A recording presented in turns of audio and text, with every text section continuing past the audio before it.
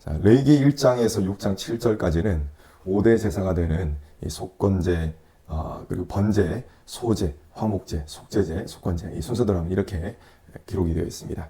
이후 제사장들이 제사를 드릴 때 알아야 할 내용들을 설명을 하기 시작합니다.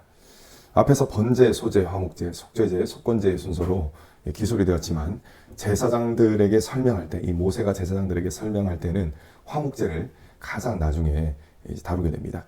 오늘 본문을 통해서 제사장들이 익혀야 했던 번제와 소제의 규례에 대해서 살펴보겠습니다. 모세는 번제에 대한 설명과 또 함께 제단을 어떻게 관리해야 하는지를 알려줍니다. 제사장들이 성막들에서 해야 하는 가장 중요한 일이 무엇이었냐? 바로 제단 위에 불을 꺼뜨리지 않는 것이었습니다. 성소에서는 매일 아침과 저녁에 정기적으로 번제를 드려야 했습니다. 이것을 성경은 상번제다 이렇게 기록합니다. 이처럼 매일 아침 저녁으로 번제를 드려야 했기 때문에 제단에는 불이 계속 남아 있어야 했습니다. 땔감을 계속 공급하고 또 거기에 넣어야 했다는 것입니다.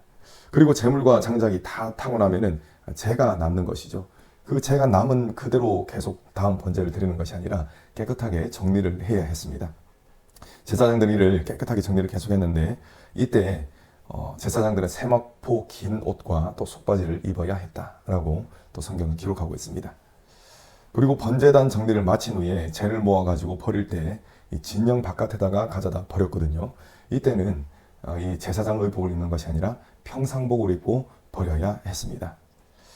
제단을 정리하고 청소할 때 제사장이 의복을 입어야 했다는 것은 제단 청소 역시 하나님께 드리는 제사의 일부로 여겨졌다라는 것을 의미합니다. 재를 청소하면 여러분 어떻겠습니까? 아무리 조심한다 하더라도 이 숯 검댕이 묻을 수밖에 없습니다. 사람들이 보기에는 이것은 볼품없어 보이는 이 청소 시간입니다. 그렇다 하더라도 하나님 앞에서 하는 일들이며 또 일들은 귀한 일이라는 것입니다. 만약 청소를 하지 않는다면 매일 아침 저녁으로 드리는 상번제를 비롯한 각종 제사들을 하나님 앞에 드리지 못할 것입니다. 주님의 몸된 교회를 위해 여러분 각자에게 맡겨진 일들이 또 있습니다. 이것이 사람의 눈에는 매력이 없어 보이고 또 작아 보이는 일이 있다 할지라도 하나님 앞에서 올려드리는 귀중한 일이라는 사실을 기억하시고 항상 최선을 다하시는 저와 여러분 되시기를 간절히 소망합니다. 또 제사장들은 모두가 잠든 밤에도 잠을 제대로 자지 못했을 것입니다. 왜냐하면 제단에 불이 꺼지지 않도록 항상 지켜야 했기 때문에 그렇습니다. 군대에 가면은 보초를 서기도 하고 또 여러 가지 밤에 야간 임무가 있습니다. 이를 위해서 불침번을 서거든요. 불침번이 서가지고 담당이 되는 사람을 깨웁니다. 시간마다 이렇게 깨웁니다. 이 제사장들도 그러지 않았을까? 이 성경학자들이 그렇게 보고 있습니다. 제단의 불은 하나님께서 그들과 함께 하신다는 것을 의미했습니다. 제사장들은 이처럼 단순하지만 중요한 일, 불을 꺼뜨리지 않고 계속 피우는 일, 이 일들을 성실히 해야 했습니다. 만약 성막 구름을 따라 이동해야 할 때에는 제단 불을 정리하고 이 불씨를 화로에 담아서 이제 보관하고 또 이동을 했을 것입니다. 대제사장 아론의 아들인 나답과 아비후는 나중에 이 제사장의 임무를 감당할 때 불씨를 꺼뜨리고 맙니다. 이것은 그들이 하나님의 명령을 가볍게 여겼기 때문에 그랬을 것입니다. 이들은 그래서 큰일 났다 싶어가지고 다른 불을 피워가지고 이 향단의 불을 피우거든요. 그러다가 어떻게 됩니까? 여호와께서 일으키신 불에 의해서 결국은 2명이 죽임을 당합니다. 자, 이것을 통해서 하나님 앞에 드리는 제사에 있어서 제단불의 역할이 매우 중요하다라는 사실을 우리는 알 수가 있는 것입니다. 우리가 하나님께 드리는 예배와 기도 역시 단순하지만 매우 중요한 일입니다. 예배와 기도의 불을 꺼뜨리지 마시고 계속해서 불태우시는 저와 여러분 되시기를 간절히 소망합니다. 이제 소제에 대해서 살펴보겠습니다. 소제는 히브리어로 민하입니다. 이것은 선물이라는 뜻을 가지고 있습니다. 제사장은 하나님 대신 선물을 받고 또 이것을 먹는 사람입니다. 번제에서는 이 제단의 불을 꺼뜨리지 않는 제사장의 임무가 강조되는 한편 소제에서는 제사장이 바로 하나님을 떠올리게 만드는 사람이라는 사실을 강조하고 있습니다. 레위기 2장에서 이미 소제의 규례를 언급했었는데 오늘 본문 14절 그리고 15절에서도 이를 한 번 더 언급하고 있습니다. 그리고 제사장들이 소제물을 어떻게 처리해야 하는지도 알려주고 있습니다. 제사장들은 소제물로 받쳐진 곡식가루에 물과 소금, 기름만 첨가하고 구워다가 회막들 안에서 먹어야 했습니다. 일부는 태우고 일부는 먹어야 했습니다. 백성들은 이때 제사장들이 소재의 일부를 태우는 모습을 보았을 것입니다.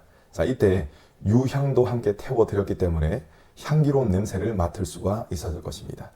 그리고 남은 것들은 제사장들이 회막들 안에서 먹었는데 성경학자들은 이 제사장들이 먹었던 장소를 물두멍과 또 성막 사이로 보고 있습니다. 아무튼 백성들은 제사장들이 소제를 드리는 모습을 보면서 이 향기로운 향내를 맡았고 또 제사장들이 이 소제물을 먹는 모습을 지켜보았을 것입니다. 자, 그렇다면 여기서 잠깐 질문을 드리겠습니다. 이 백성들은 소제물을 누구에게 드렸습니까?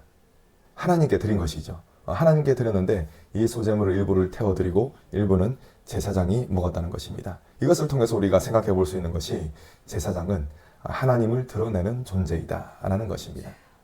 자, 그리고 19절에서 23절은 제사장도 소제를 드려야 한다는 내용이 기록되어 있습니다. 아론과 그의 자손은 기름 부음을 받아 제사장으로 세워지는 날부터 매일 고운 가루 10분의 1 레바를 아침 저녁으로 나눠 가지고 소제로 드려야 했습니다. 제사장이 드리는 소제물은 매일 드려야 했습니다.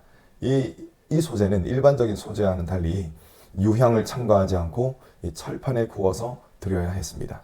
또 이는 제사장이 드리는 소제였습니다. 백성이 드리는 이 소제는 하나님께 일부를 태워드리고 일부는 제사장이 먹었지 않습니까? 그런데 이 소제는 온전히 제사장이 하나님께 드리는 소제이기 때문에 제사장이 먹지 않고 모두 제단에 불살라야 했습니다. 우리는 이런 과정을 통해서 제사장이 하는 일들을 살펴볼 수가 있습니다. 먼저는 이 번제단에서 이 불을 꺼뜨리지 않는 그런 일을 한다라는 것을 볼 수가 있습니다. 이 불꽃은 무엇을 상징한다고 했습니까? 하나님의 임재를 상징한다라고 했습니다. 그리고 소제물을 받음으로써 하나님께서 예물을 받으신다는 사실을 이 제사장은 드러내야 했습니다. 또 제사장은 하나님께 예물을 바쳐야 하는 사람이기도 했습니다. 하나님께서는 예수 그리스도의 보혈의 공로를 통해 주님을 믿는 자들을 제사장으로 삼아 주셨습니다.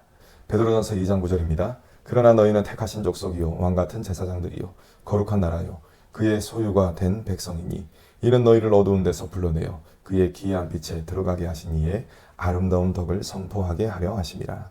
아멘. 저와 여러분은 예수 그리스도 안에서 다 제사장이 되었습니다. 하나님 앞에서는 제사장이 되었다는 것입니다.